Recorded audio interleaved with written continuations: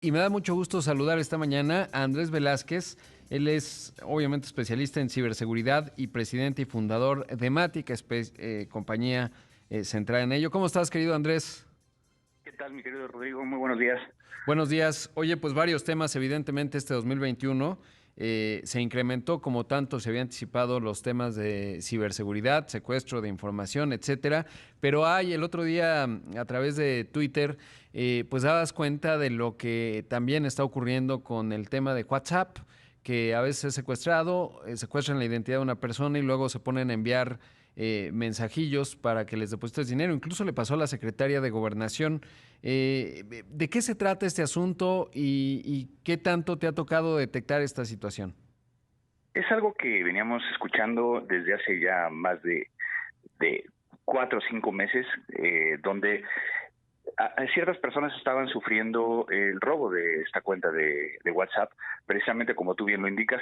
Para poder llegar a obtener un beneficio, los atacantes lo que hacían era ya sea extorsionar o tratar de recibir un pago, ¿no? Entonces, lo que llama mucho la atención es de que, si bien, como tú lo acabas de comentar, a raíz de la pandemia estamos viendo que hay un incremento bastante fuerte sobre diferentes tipos de delitos, prácticamente hace 2 semanas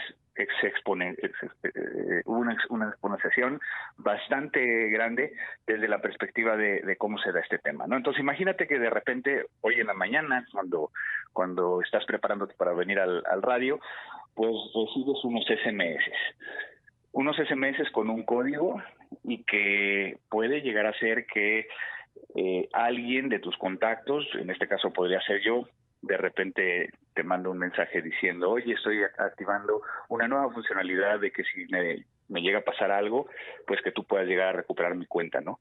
Ujú. Te va a llegar un mensaje SMS, por favor, mándamelo. Y lo que está sucediendo es de que entonces estás compartiendo este código de verificación, y que quien está haciendo esto, que realmente no es la persona de tus contactos que crees, Claro, pues logra robar la cuenta, ¿no?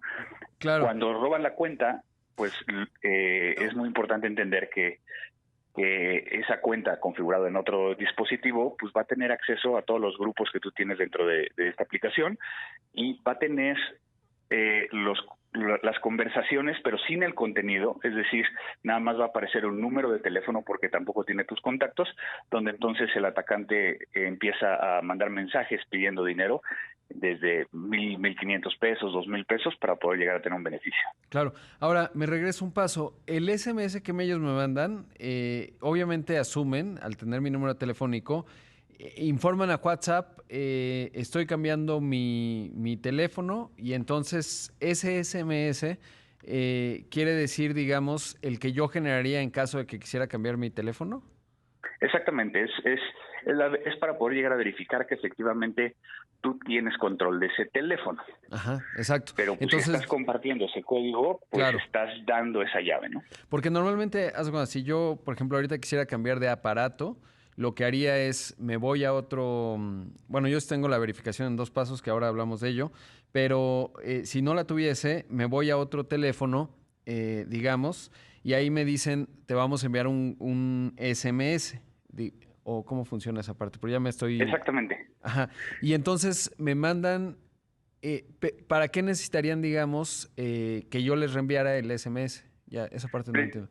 Ajá. Precisamente, digamos que si yo conozco tu número de teléfono Sí, y tengo un teléfono donde que lo quiero llegar a utilizar precisamente para robar estos tipos de WhatsApp, pues colocaría el número de teléfono, y no me va a permitir llegar a utilizar el WhatsApp en ese nuevo teléfono, a menos de que tenga el código del exacto. SMS, que lo que están haciendo es verificando que tú seas el propietario de la línea telefónica vinculada al WhatsApp. Bien. Pero esa no es la verificación en 2 pasos, ¿no? ¿O sí? No, de hecho esa es solamente la verificación del número de teléfono. Ajá.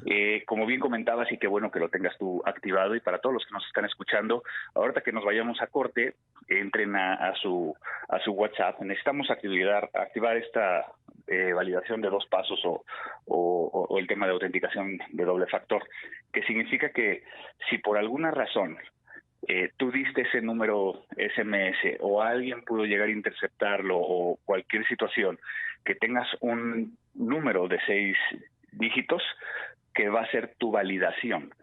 Eso significa que entonces, con el mismo ejemplo que estamos platicando, tenemos otro teléfono. En ese otro teléfono se configura el número de teléfono para poder llegar a utilizar WhatsApp, se recibe el SMS y aunque tengas el SMS, después te va a volver a pedir este código de 6 dígitos para poder llegar a validar que efectivamente eres tú. Claro, porque lo que contabas también es que finalmente estas personas lo que hacen es, ellos sí activan la verificación en 2 pasos y se vuelve imposible recuperar tu cuenta. Sí se puede llegar a recuperar. Para aquellos que ya sufrieron eso, hay todo un procedimiento directamente con WhatsApp para poder llegar a recuperarlo. No es tan rápido, pero lo que sí me llama mucho la atención, y a lo mejor complementando esto que decías al inicio, es de que, pues sí, ya hemos escuchado de algunos funcionarios del gobierno que están sufriendo este tipo de situaciones, que obviamente ahí hay todo un paréntesis alrededor de deberían de los funcionarios públicos estar utilizando WhatsApp, considerando la información que tienen. Pero bueno, lo que yo he estado viendo también mucho es que se está afectando principalmente personas de alto nivel, directores, dueños de empresas, que obviamente pues tienen esta situación de que es mucho más fácil de que puedan llegar a ser extorsionados en algunos de los casos, o el otro, el que pueden llegar a desembolsar a lo mejor mayor cantidad de dinero, ¿no? Sí que hay que, como dices, pues si se sale del parámetro del sentido común, es decir, si me llegara un mensaje tuyo, por ejemplo, o de alguien más y me pide dinero, yo les puedo decir que en los últimos 5 años nadie me ha pedido dinero bajo esa forma, ¿no? En un WhatsApp. Entonces eso ya me haría llamarte y preguntarte, oye Andrés, ¿estás bien? ¿Qué pasa? ¿No? Y seguramente ahí nos daríamos cuenta ambos. Pero sí hay que utilizar el sentido común en esa parte, ¿no? Exactamente, y yo a veces lo digo en broma de regresar a la época de las cavernas y hagamos una llamada, ¿no? Nos permite llegar a verificarlo, ¿no? Igual no compartir el SMS que nos está llegando de ninguna manera, y de una vez que estamos ahorita ya configurando ahí en la parte de ajustes de WhatsApp, pues hay una parte que se llama privacidad, que inclusive te permite llegar a bloquear a lo mejor la fotografía, el nombre que estás poniendo dentro del WhatsApp y preguntarnos, ¿no? ¿Para qué vamos a utilizar el WhatsApp? ¿Qué tipo de información vamos a estar intercambiando? Que también es un tema que tendremos que reflexionar. Claro, sí, yo creo que eso es fundamental. De hecho, eso me hizo, leyendo tus tweets, me hizo reconsiderar y ya, pues, mencionabas algo muy correcto. ¿Para qué pones el nombre si normalmente las personas que tienen tu contacto, pues ya saben cómo te llamas, ¿no? Entonces, es un pedacito de información que es mejor, digo, no es tan grave, pero finalmente, pues, hay que tener, digamos, mucho cuidado en este componente, ¿no? Todo lo que uno pueda, porque, por ejemplo, otra de las recomendaciones que has dado en otros momentos es, pues hay que tener cuidado sobre compartir en dónde está uno, qué está haciendo, etcétera, porque pues eso abre también un flanco ya no solo cibernético, sino de otro tipo de seguridad. Claro, y precisamente lo que acabas de comentar de tener nuestro nombre dentro del WhatsApp, pues de ahí se ha derivado también otro tipo de ataque que también ha crecido, y es el robo de identidad en WhatsApp. Ujú. De alguna forma el atacante obtiene los números de contacto de tus conocidos y lo que hace es, en un teléfono con un número diferente al tuyo, coloca la fotografía y el nombre porque estaban públicos, porque simplemente se podían llegar a ver, y entonces se hacen pasar por ti con tus contactos. Claro, eso todavía lo complica más.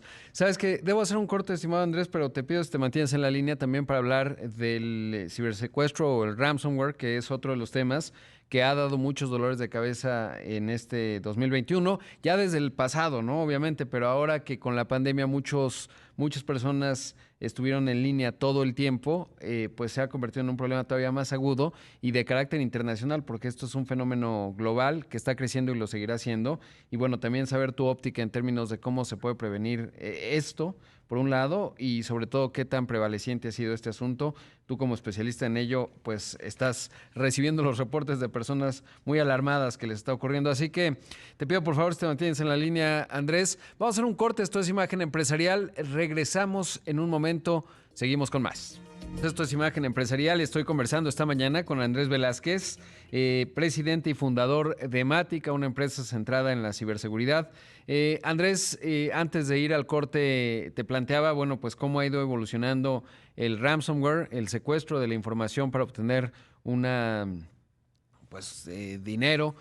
sobre todo porque ya se ha dado de manera automatizada y a gran escala, y esto lo están padeciendo desde empresas muy grandes, se ha hecho famoso, Colonial Pipeline, Tyson Foods, en fin, son varias, pero un fenómeno que en México de repente, dado que hay menos transparencia, pues a veces no nos enteramos, pero está afectando también fuertemente al sector corporativo.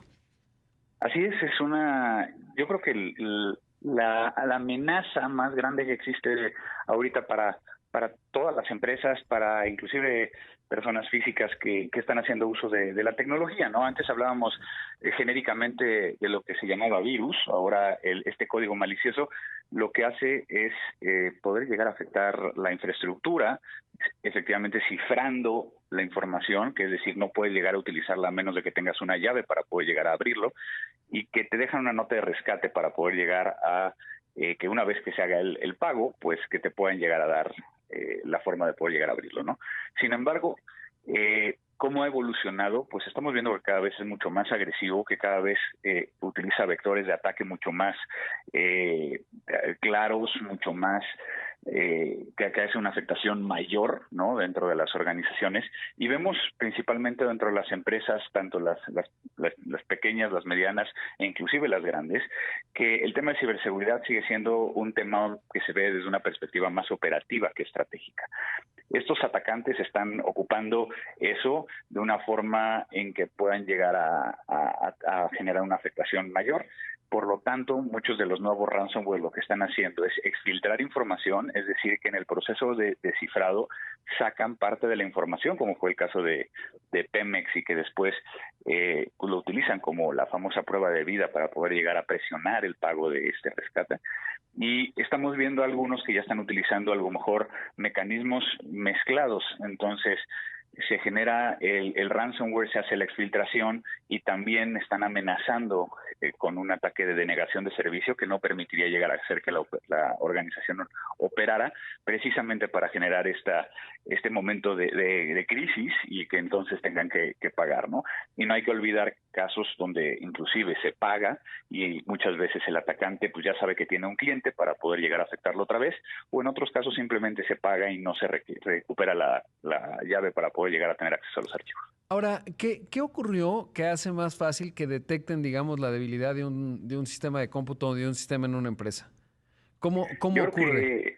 que el factor principal tiene que ver con el encontrar estas vulnerabilidades para poder llegar a ejecutar los vectores de ataque, ¿no? Cada vez es más automatizado, bien lo decías, cómo el atacante está tratando de encontrar cómo vulnerar. Entonces, imaginemos que hay un edificio. Entonces, si está el edificio con diferentes departamentos, pues antes lo que yo tenía que hacer era ir puerta por puerta tratando de ver si alguien había dejado abierto la puerta sin seguro. Ahorita lo que estamos haciendo es hacerlo de una forma automática, que prácticamente en un segundo puedes llegar a saber cuál es la que está abierta, cuál es la que no está abierta, y eso hace que se pueda llegar a potencializar la forma en que se ven afectadas las organizaciones. Es decir, digamos, el mecanismo es que prueban las direcciones de Internet o cómo, digamos, hacen la revisión, el equivalente a tocar la puerta pues del servidor o del sistema de cada empresa o cómo funciona. Eso por un lado, y saber qué tan protegidas están las compañías, por ejemplo, que operan ya, que es la tendencia, pues a través de la nube, ¿no? Muchos de los servicios, etcétera. Y esto me da la impresión que les puede dar cierto nivel de seguridad, pero ¿cómo está esa parte? Es una mezcla bien interesante porque, por un lado, el ransomware no discrimina. Es muy similar al phishing. Tiene una serie de direcciones donde entonces están probando, y con que pegue el 1%, pues obviamente puede llegar a ser muy rentable para ellos, ¿no? Y luego creo que sí tiene que ver un poquito también, aunque no lo vincularía directamente, el tema de que muchas de las organizaciones tuvieron que migrar a la nube, y que en muchos de los casos se cree que el migrar a la nube trae inherente la parte de ciberseguridad cuando realmente no es así, hay que configurarla, ¿no? Si a eso le agregamos este periodo de la pandemia, donde la transformación digital pues se tuvo que ejecutar por todo lo que estaba sucediendo, pues hay muchos riesgos que cambiaron de lugar, y que entonces como dueños de organizaciones, como directivos de organizaciones, tenemos que cambiar la forma en cómo se ve este tema del ransomware, ¿no? ¿Qué pasaría si ahorita pierdo la oportunidad de llegar a tener acceso a mis archivos y cuánto tiempo me tardaría en poder llegar a recuperarme. Y entonces es donde tenemos que empezar a hablar de no solo una solución a lo mejor tecnológica de respaldo, sino también cómo voy a regresar a la operación con esos respaldos, ¿no? Entonces se vuelve un tema un poquito más complejo y, como decía al inicio, no nada más un tema operativo, sino también un tema estratégico. Sí, es decir, ya lo común, digamos, y los que no lo están haciendo pues están en un grave peligro, pero tienes que ir respaldando. Ahora puedes perder incluso días de operación, ¿no? Aunque entiendo que hay sistemas que te van respaldando prácticamente a la par y vas generando, digamos, una suerte de sistema gemelo en datos obviamente estratégicos. Otros los puedes recuperar de otras formas, pero sería una opción. Y otra sería, digamos, el tener punto a punto, es decir, todos los dispositivos que se conectan a tu red tendrían que estar ultra controlados, ¿no? Es decir, de parte de la empresa, sobre todo ahora que hay mucho trabajo desde casa, sobre todo en el mundo corporativo, pues tendrías que esas computadoras ponerles un montón de restricciones para evitar riesgos, aunque siempre el componente humano pues es la clave, ¿no? Es decir, educar a tu fuerza de trabajo. Sí, son dos componentes. Digo, aquí el tema es de que también, en algunos de los casos, hasta los respaldos, si es que están en línea, puede llegar a ser que el ransomware los afecte o que estés generando respaldos de cosas que están cifradas. Entonces, en algunos de los casos hay que pensar inclusive en el tema de respaldos fuera de línea. Ajá. Y luego, efectivamente, desde el punto de vista de esta nueva forma, esta nueva normalidad, pues cada uno de las casas de los colaboradores, si es que están haciendo home office, se convierte en una pequeña sucursal de la organización, y entonces hay que identificar cuáles son los riesgos que ahora suceden en casa, ¿no? Y que pueden llegar a hacer hasta conversaciones tan interesantes como de qué tanto deberíamos de preocuparnos como responsables de una organización de la seguridad informática que existe dentro del hogar de alguno de nuestros colaboradores, ¿no? El tema de decirles o obligarles a que cambien la clave de Wi-Fi, Claro. Hay muchos temas ahí que se vuelven bien interesantes con este nuevo cambio. Yo creo que lo más importante es precisamente el de que se entienda, ¿no? Que desde un punto de vista directivo cada vez tenemos que hablar más de ciberseguridad, y que existe una gran brecha entre la parte de el tomador de decisión, que a lo mejor no tiene un acercamiento a ciberseguridad, y a lo mejor la gente operativa que no tiene la capacidad de poder llegar a hablar de una forma más directiva, o a lo mejor desde el punto de vista del negocio cuando estamos hablando de ciberseguridad. Ya por último, si tuvieras que plantearlo en porcentaje, ¿cuántos casos nuevos te han llegado a ti? Digamos, con el tema del ransomware, si lo comparas con, por ejemplo, 2020 o 2019. Uy, es un tema bien interesante, porque a final de cuentas también, como lo decías al principio, ¿no? En México no estamos obligados a reportarlo, pero también por el otro lado, muchas de las organizaciones no comentan que esto le está sucediendo por un tema de reputación. Pero te puedo llegar a decir que se duplicó o triplicó prácticamente desde 2018 hasta la fecha, por diferentes razones, cada vez las variantes mucho más agresivas, así como también este tema que comentaba, ¿no? Del cambio tecnológico, y que entonces eso permite de que a lo mejor no se tuviera en ese momento los controles para poder llegar a mitigar este tipo de situaciones. Claro. Por último, saber, en todos los escenarios siempre es buena idea la doble verificación, aunque nada es invulnerable, ¿no? Porque a veces incluso pueden suplantar a tu SIM y es un gran problema, pero pues teóricamente uno tiene doble verificación y ya está bastante más protegido en muchos servicios, ¿no? La doble autenticación puede llegar a implementarse de dos maneras. Sin embargo, no todas las aplicaciones o no todos los servicios te lo permiten llegar a hacer de esas dos maneras.